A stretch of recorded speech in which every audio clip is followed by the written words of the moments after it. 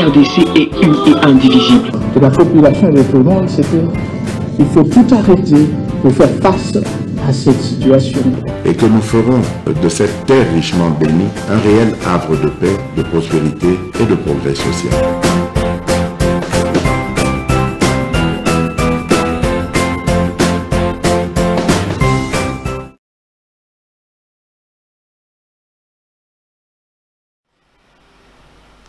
Bote merci, Ndenge Bozolanda, MKBs officiels partout à travers le monde. Vous allez scotcher, vous partagez nos émissions, vous allez liker et commenter. Comme on a Médard Kankolongo, nous avons la émission na Kinshasa. Vous savez bien que Kinshasa, Léopoldville, Ndebabenga Yango Kala, Mboka ya Banka, bon, souvent Kinshasa la Mboka Yankoy. Maintenant, appellation selon Ndenge Kotalingami livré na Bissiongo ko créer moi rubrique. Merci, Tozali Lelo, Tobetane Masolo Yambuka, Ngai Nabino, c'est un contrat de vérité. Merci Mingi, Nabande Konyon Subazo, que me l'épisode de partout à travers le monde. Kalinde Komoko, le nom échappe, parce qu'il est à Paris, maintenant il est aux États-Unis. À l'Obi, Ndekonanga Médard, président Médard, en tout cas, Kobo Sanate, l'Ubilu Nonouante. À l'Obi qui y est pas au Kanisa, que l'Ubilu Nonouante. Koko na yepe ezalaki soki balobi abando kende soki wa yo kende kaka kuna soki blumbeli yo solo okufongola le bilu 90 donc à se rappeler la kapena koko na ye donc le bilu 90 zambango hein 90 à l'air c'est ça le bilu 90 donc on tozo kende mbango ya hein azotala simate ça le bilu 90. Donc, au fond, là, dans le 90 à l'air. Yangoan, ni le bilu 90. Peut-être que vous comprenez la garde le bilu 90. Le 90 était le bilu est à vitesse. 90 donc, pour les 90 km à l'air. C'est le bilu 90. Il faut quand même expliquer parce que dans mon école, adage, la plupart, il y a battu. Le bilu 90. Le bilu 90. Le bilu, il y a une vitesse. Mbango kopumbwa munde bazolanda yo no yaya mugwalanda na nzete na libanga otaliboye obanga servi ya vie yo fongoliti otala simate donc kende kaka yabanga ngolu bilu 90. Merci beaucoup tokobeta masolo na bino l'actualité zali dominer na décision ekozala la EPS na niveau ya cour constitutionnelle. Vous savez très bien que Moïse Katumbi, le dossier n'est pas très compliqué. Si il y a bandé comme Moussous, Bakekotika Mikanda, ou ya Souke Zalipe ya Noël Tiani, Yemokopa Lobby, Ngaï, Nakei, Kotika Mikanda. Mais déjà, on nous a dit que Chadari a réagi à Lobby un Américain qui veut qu'on invalide un Italien. Yango bilo bango biso to kotango te bapotana bango na bango moshidara lobi américain alingi ba invalider italien donc processus est bien te bon wana ko surko on devait makambo wana to ko développer ngo na bino na émission ya mokolo ya lelo mais surtout aussi na en entre-temps bon monaki ko makatumbi azwaki ba fanatique ya Mazembe na Mazembe même atabato union sacré baza eza kambo bali mutu ya PPRD mutu ya IDPS papa football eza na caractère moko ya kusakana te na football bokozo la boza bine mi bachie bibo yambani uyambie nemi na yo bolongole bina tokolongole lamba tokobetwa likolo moto au moins vraiment moi je viens papa là ma tu vite les autres papa zoloba vita onjimi basekanga banguna bazwi maloba donc je me dis que passion donc tokabwani na biso na nini mais na football hein, ils ont passion et kataka ba clivage. Donc moi je pense que ça makambo singele vraiment bisonyon sotoye ba tous la clair toye ba vraiment vérité zali na niveau nini Donc moko na moko ayeba likamboni azali koluka mais au moins vérité yango wana tokobeta pe di solo wana parti ya inafek o ya baba kyungu alors bango siko ba bengisi pe batu plein pour ko répondre Katumbi na moi batu ya Mazemba zwaki bango pe basali meeting plein et puis bandi ko dénoncer déjà ba manœuvre dilatoire o Katumbi ya Zanango ya kuya kokosaka batu alors parti ya Kyungu ande bango balobite to respecter testament o via tikeli biso basali pe plein ya batu pour ko répondre Katumbi na ba provocation inutile ya salaki mokolo ya mati. Alors nyonso wana eza ba info tokobeta na bino lisolo mokolo ya lelo mais avant de na ba détail tokami quelques infos. Les députés nationaux ont adopté le projet de loi de finances exercice 2024. Il est envoyé au Sénat pour une seconde lecture. Selon les informations, les députés nationaux 3 mois bafotamite o balengi basimbaka mboso na bilamba et puis balobi o ba yali sous plénière te. Basali 3 mois selon les informations et comme les biso balobi na bango ke na pepe mboso makambozo sala eza malamu te. Bon, je pense pas que pepe mboso monto afutaka mosole utaka na gouvernement central aboaki na assemblée ndé assemblée afuti ba député mais au moins bayeba ke lobby au-delà ya tergiversation makamna bango ya mbongo ils ont quand même voté ont adopté le projet de loi fixant l'exercice ya budget pour la 2024 et ba memi yango ki ndepé na Sénat pour la seconde lecture. Donc to éviter ce qui va reprendre schéma ya hémicycle mais jusque là bazala qui me content na makambo oyo vraiment ndenge ba futamilarité même ba députés provinciaux awa na Kinshasa boyebiki Peter Kazaji akangi assemblée provinciale à Kinshasa babenga ki Godé na Gentini pour bakende ko solola alors bakoma kuna boye o il paraît makofi bimaki kuna babi Godé ndiko dandeli bumwana te makofi zawanya ya kusakana te bo Gentini azala ka mettre sur le gagende en tout cas na ba bruit à couloir mais azala ki bien te et tant que zongi boyende pour na ba mesure de sécurité Peter Kazaji a kangi assemblée provinciale à Kinshasa to moni ba député provinciaux nyonso na bakamata ni moko bagepe komona citoyen mboso balobi ko télévision likamboyo talela biso likambo alors ba député provinciaux bango bazali ko accuser justice balobi que justice azokotela na ye justice azokotela na ye Godin Poi. Donc voilà au moins ici ka makambo ya bansemble ngo izaleli bon tokolo bango ndengeni. L'opposant politique français Jean-Luc Mélenchon est arrivé mardi à Kinshasa, capitale de la République démocratique du Congo, à l'invitation du président Félix Tshisekedi. Il est accompagné d'une délégation composée notamment de 3 élus et de 4 assistants parlementaires. Donc Jean-Luc Mélenchon, azali opposant na Macron.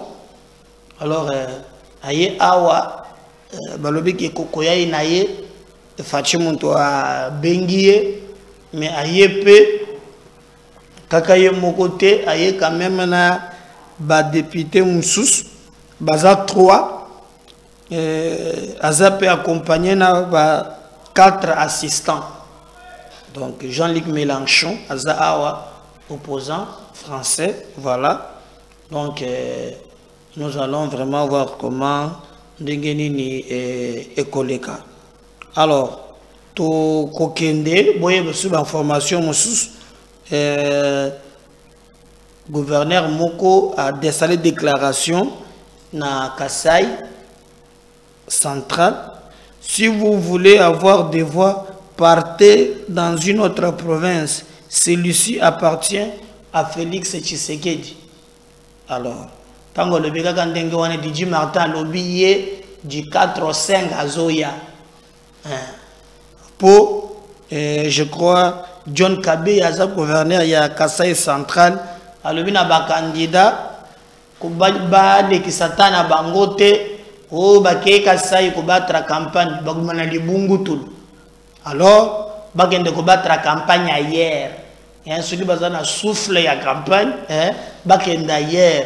Donc souba na bango na Kasai central, bagozo zéro parce que province wana ezali ya Fachi. Alors Didi Martin lobby au Kosi, ye o cheye patie, kabe wana alors Didi Martin lobby azoya.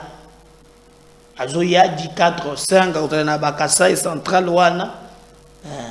Aya sur la population pour bailler vraiment ndengeni nezaleli. Bon, je sais pas ce que Didi Martin est bien, c'est sanga n'entre la culture et tolérance. D'ailleurs, moi je préfère que Batikaye à ça la Makambunaye. Alors le reste, c'est sanga joaki, le bilu non ante. Couché, donc black. Alors, Didi Martin le big yako kendikuna. Donc, nous pensons que tolérance est là. Batika sala qui opposition na ye. Azonga ne problème exact. Mais il y a le bio kozala vraiment les kambomoko ya kosakanate.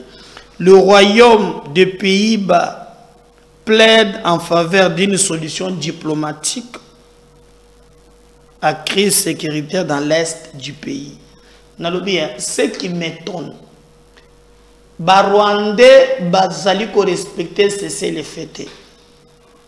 Bazo continuer à attaquer gouvernement mabele na biso. Quand ils nous demandent que tu trouver ici moko ya kimia tout ça. Bazo tenir compte que biso toza ba victime.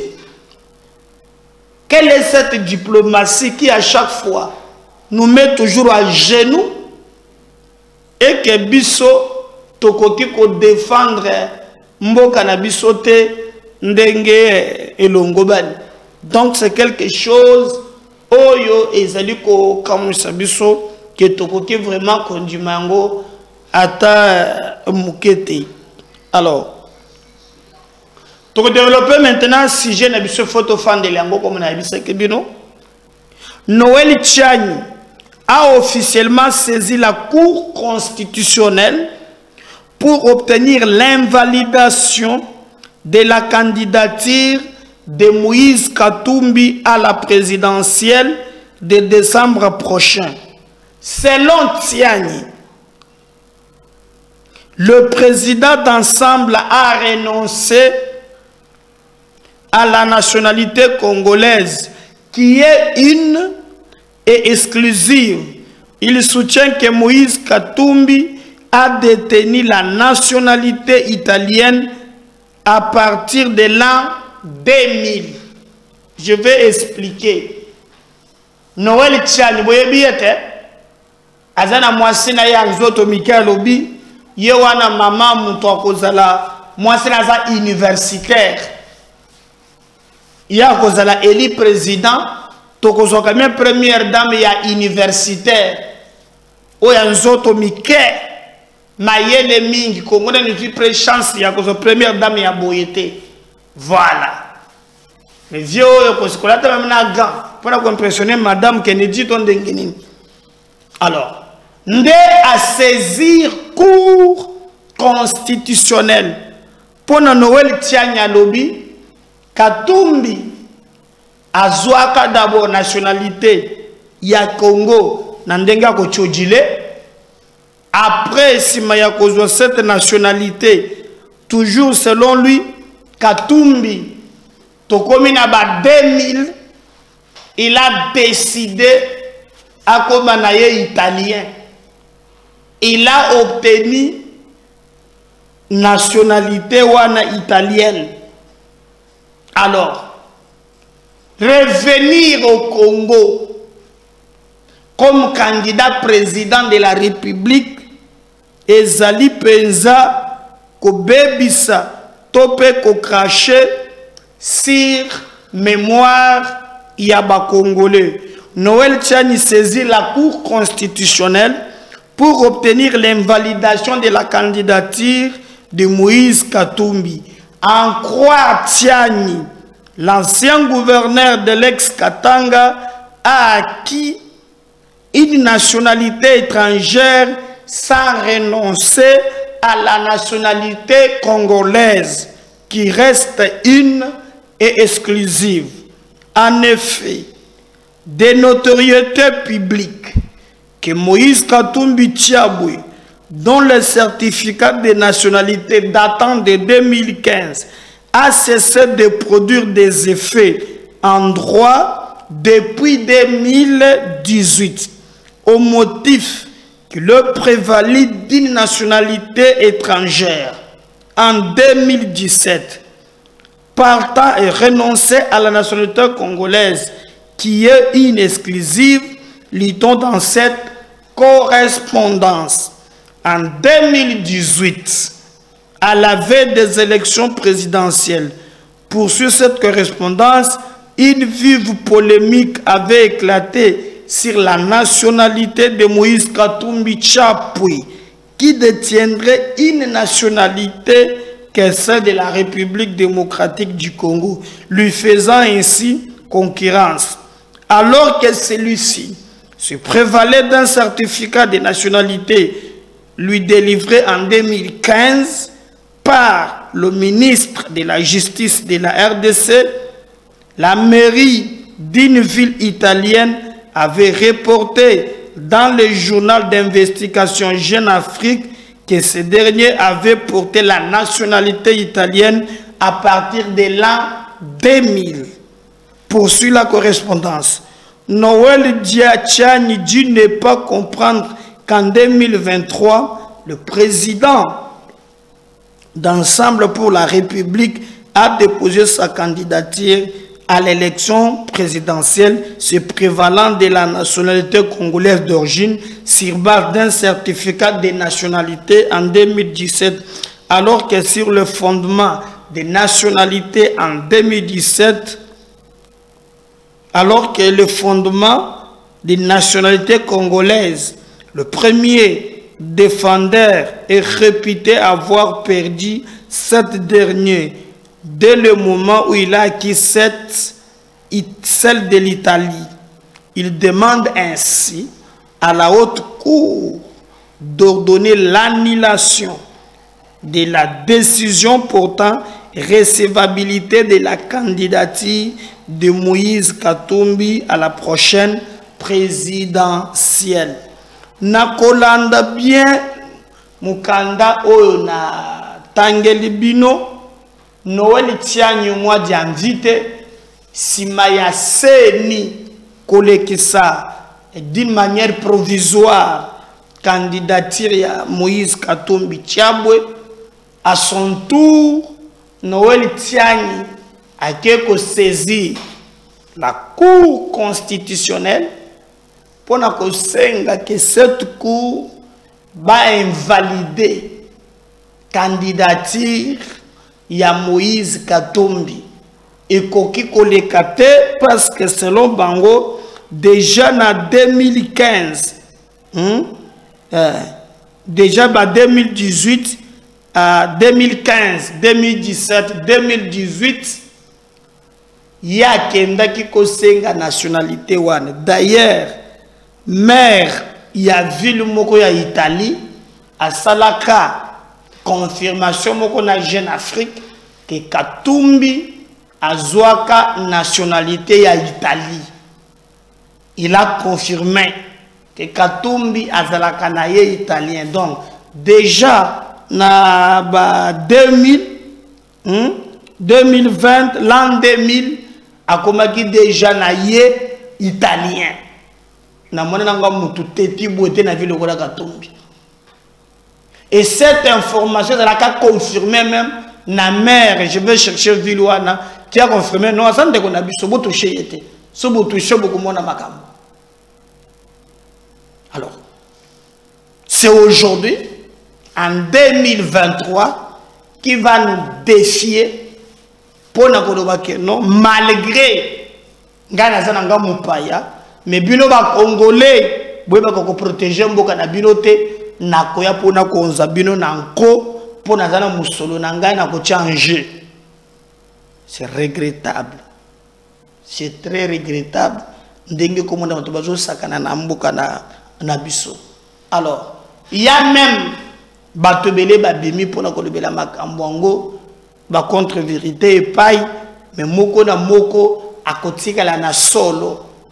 No miso na biso nyonso tobwaki yango na ngambo nini ngambo ya cour constitutionnelle ote sengi na bazuzi bayeba ni musale zozela bango eza lukumu ya mboka na jugement te na décision arrêt bango bako rendre ikoza la grave soki balandeli makambo sauté.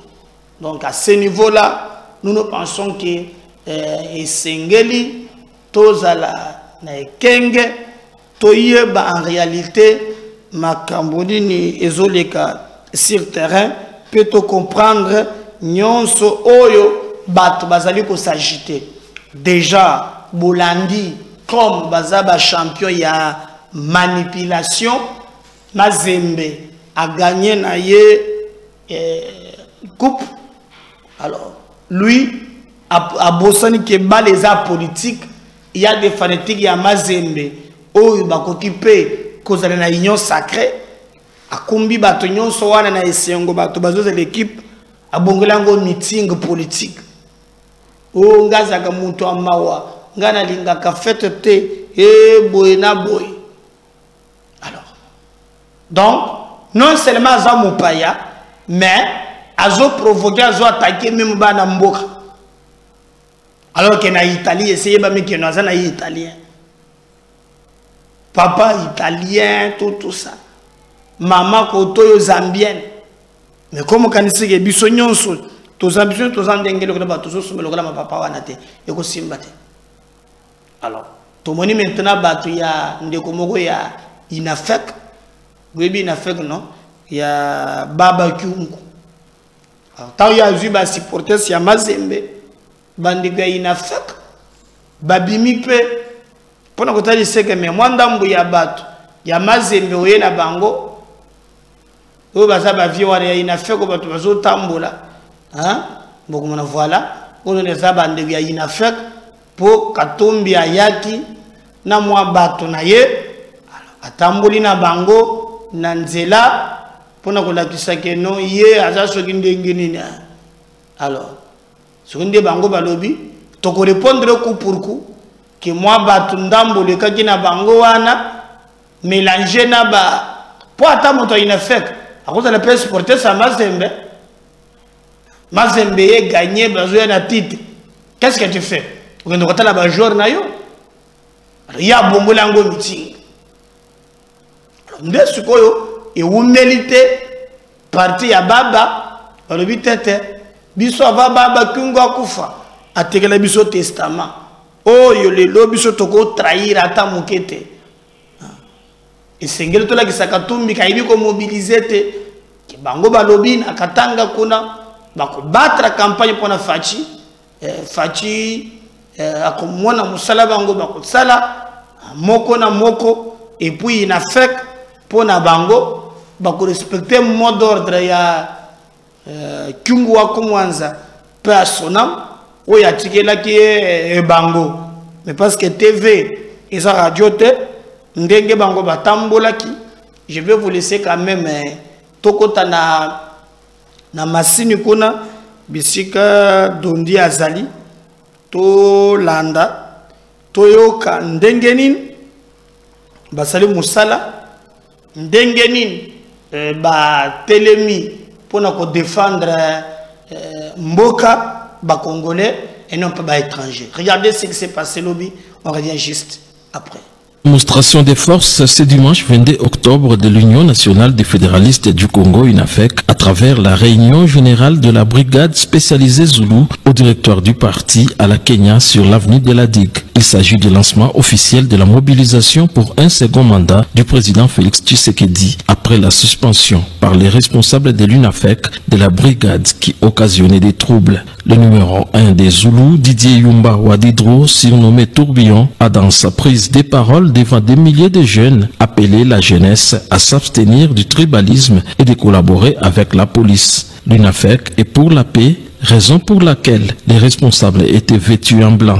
Élection Ikwako, le 20 décembre, Oule Atawa Kiti, comme chef de l'État Nilani, tunakatala utuletea desordre mu province yetu ya Katanga. Umu mkatanga amutalamukaka tena vita ya makabila hata siku hii moya. Tusha kukatala ile mambo ya tribalisme oba fulani abita kuyakako. Tunaleta mizangar kubale bote bo atafuta kuchonganisha mambo sebo bakasai bakatange una tutamushikia tutamufukusha huko. Leo Felix Neule alenda kolone ba etika penz ba general ile yote anatafuta pengo mchini. Tunakatala provocation. Ule tutamushikia huko anaona mambo yake takata mchini na mpanga na mupanda papa shida inafeti paka ile siku tunatoka tunakaba wasalemu haina vile. Didier Yumba a en outre félicité ceux qui se battent pour la réélection du président Félix Tshisekedi, tout en soulignant que l'UNAFEC est indivisible. Chef de l'État fatigue un temps, Démonstration des forces ce dimanche 22 octobre de l'Union nationale des fédéralistes du Congo, UNAFEC, à travers la réunion générale de la brigade spécialisée Zoulou au directoire du parti à la Kenya sur l'avenue de la Digue. Il s'agit du lancement officiel de la mobilisation pour un second mandat du président Félix Tshisekedi après la suspension par les responsables de l'UNAFEC de la brigade qui occasionnait des troubles. Le numéro 1 des Zoulous, Didier Yumba Wadidro, surnommé Tourbillon, a dans sa prise des paroles devant des milliers de jeunes appelé la jeunesse à s'abstenir du tribalisme et de collaborer avec la police. L'UNAFEC est pour la paix, raison pour laquelle les responsables étaient vêtus en blanc.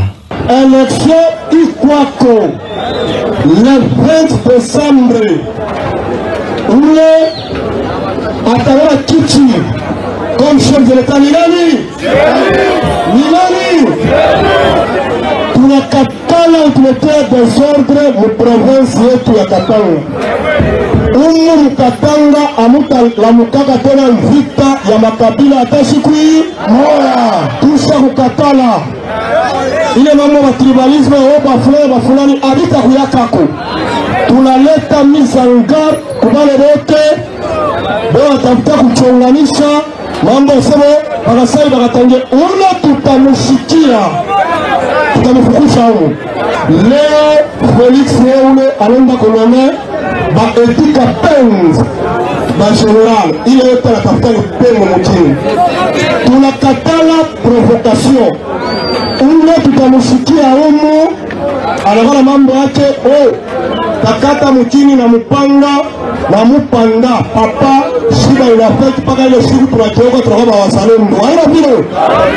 Didier Yumba a en outre félicité ceux qui se battent pour la réélection du président Félix Tshisekedi, tout en soulignant que l'UNAFEC est indivisible.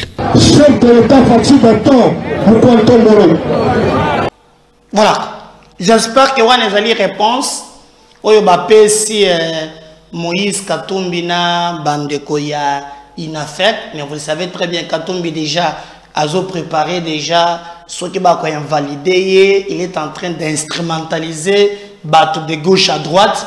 Na sepeli na réponse ya bandeko ya INAFEC, balobi to boy ba débat ya tribalisme.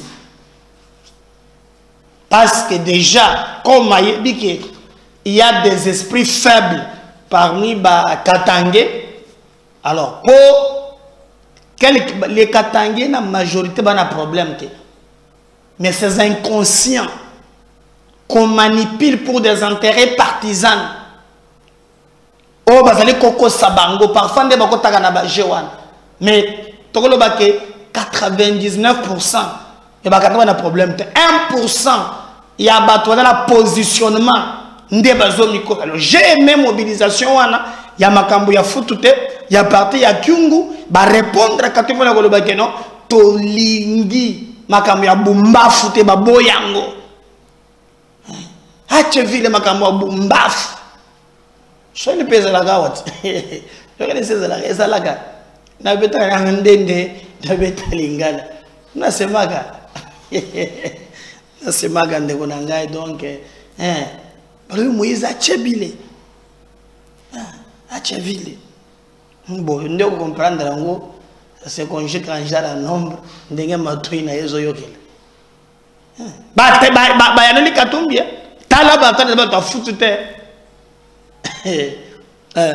Balobi biso to lingi biloko wanate. Mais regardez ce que Katumbi va faire. Il va prendre des jeunes et puis ba to ba jeunes. T'as l'inconscience, hein, pero aza jeune. Au lieu que Mouyam Bozana Simon a la tegra 21.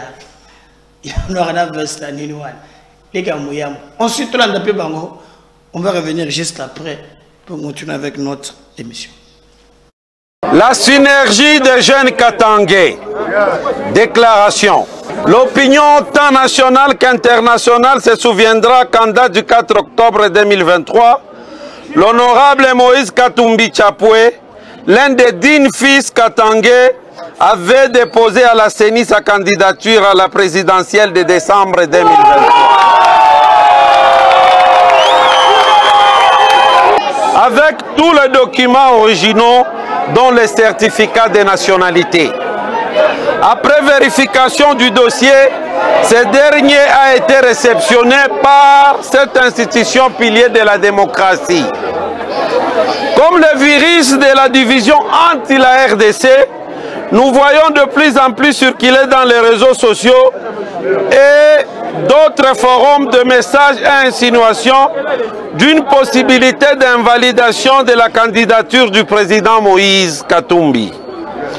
Et ceci serait le fait d'un groupe d'individus de la CENI et de la Cour constitutionnelle piqués, nous ne savons par quelle mouche décroche, mais sûrement par les démons de la division. Cherchant ainsi les poux sur la tête d'un chauve. Eu égard à ce qui précède, nous, membres de la synergie des jeunes Katangais et de la communauté katangaise, déclarons ce qui suit. 1. Nous exigeons à ces groupes de fossoyeurs de ne pas plonger la RDC dans le chaos en invalidant injustement et sans fondement la candidature de Moïse Katumbi Chapwe. 2. Demandons à la Fondation katangaise de mobiliser toutes les communautés des souches katangaises afin de barrer la route à ces inciviques. 3. Demandons au gouvernement et à d'autres services non habilités d'éviter d'interférer dans le traitement et l'analyse des candidatures en exploitant des raisons fallacieuses, soit sur la nationalité, soit sur les affaires juridiques sans fondement. Car les institutions de l'État ne doivent pas fonctionner sur base de rumeurs et nous n'accepterons jamais cette façon de gérer les affaires de l'État. 4. Appelons une fois de plus la CENI de faire montre de son indépendance et de son impartialité dans le traitement des candidatures et l'organisation des élections qui se veulent libres, démocratiques, transparentes et inclusives. 5. Prenons à témoin la communauté internationale contre les conséquences qui surviendraient de suite de cette invalidation. Car pour les Katangais, ça passe ou ça casse.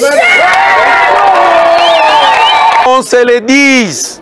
Fête à Lubumbashi le 19 octobre 2023, la synergie des jeunes Katangais.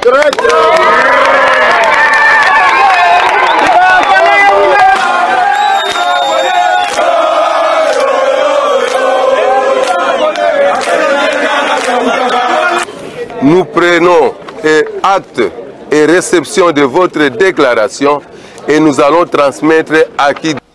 Voilà, jeune paix. Un pays des incons. C'est Modeste Mouting, l'actuel ministre, il y a ce qui a affaires sociales, tout ça. Et là, créé comme la République des inconscients. Je pense que tout ça, c'est cette république-là. Mais on a été. Bah, père, c'est la gêne. On ne peut pas faire un bon goût, pour ta santé, tu as les bandits, tu as les ça et ça. Donc, c'est ça, c'est le tête. Tu as les mises en kenzo, il gagne les boum. Je ne me soucie. Mais roi, si les kakama bé, ou ya gagne mon boum. À ça, baye na ye, mais bon, sur ça, la gêne. Ça passe. Mon collègue, on va terminer na ye. Mon collègue peut aller bien à candidat.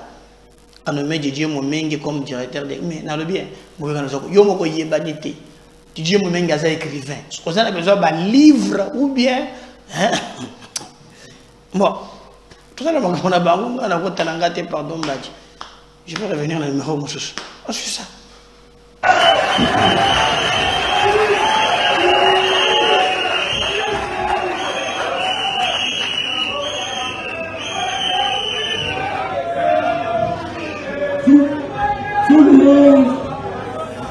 Tout le monde connaît mon combat pour les droits de la femme. Et c'est pour moi le combat essentiel dans notre société où la femme est souvent reléguée à la dernière place dans l'attribution des responsabilités dans la gestion de la société.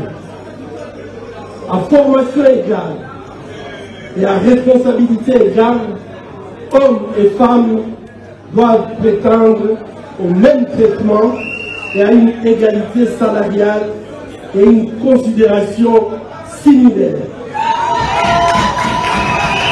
C'est ça notre enseignement d'Islam.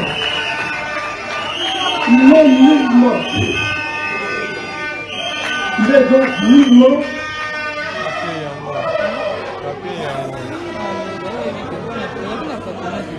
il n'est nullement question de sexualité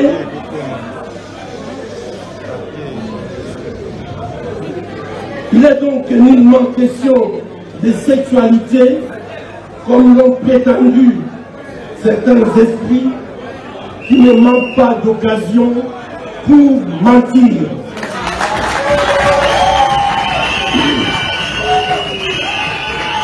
Et à nous de nous poser la question, est-ce que d'une mauvaise source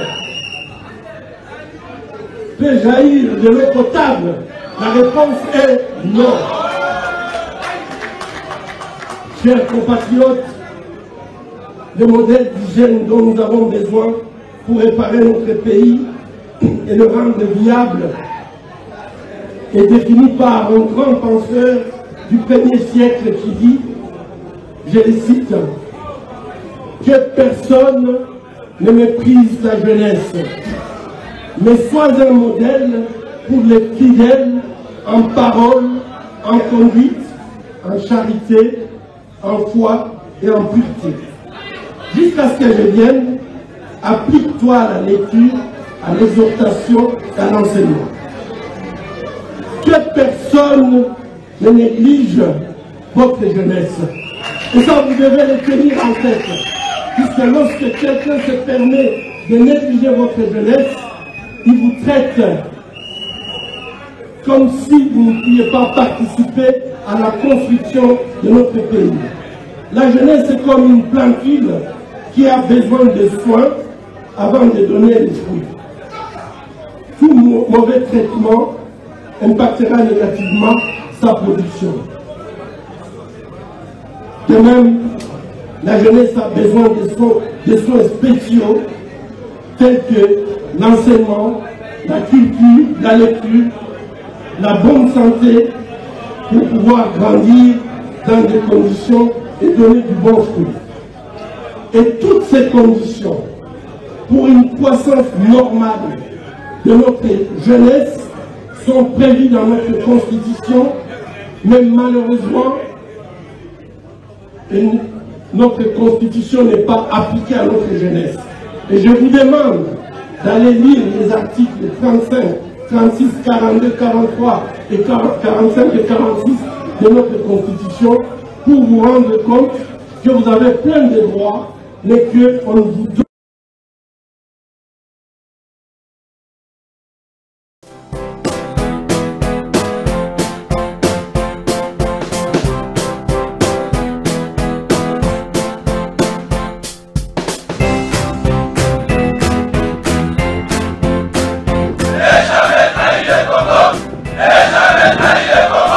La RDC est une et indivisible. Et la population de tout le monde, c'est qu'il faut tout arrêter.